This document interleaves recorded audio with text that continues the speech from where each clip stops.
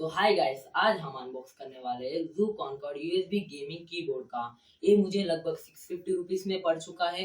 मैं Amazon prime days में order कर चुका हूँ और आज मैं ऑर्डर ले चुका हूँ। तो चलो स्टार्ट करते हैं।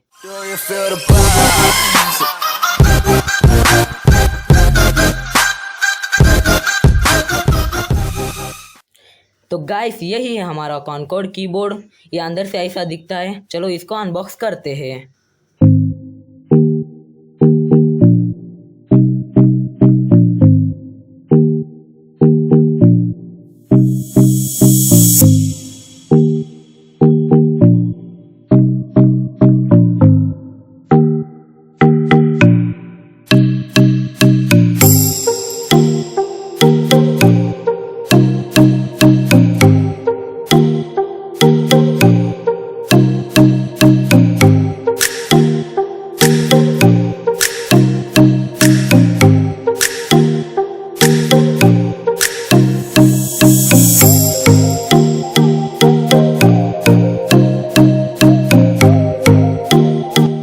तो गाइस, इसका बिल्ड क्वालिटी बहुत अच्छा है। इसमें ऊपर के कीज है और इसमें एलईडी का स्पेसिफिकेशन भी दे रखा है। इसमें आप PUBG, free fire, GTA 5, GTA vice city बहुत आसानी से खेल सकते हो।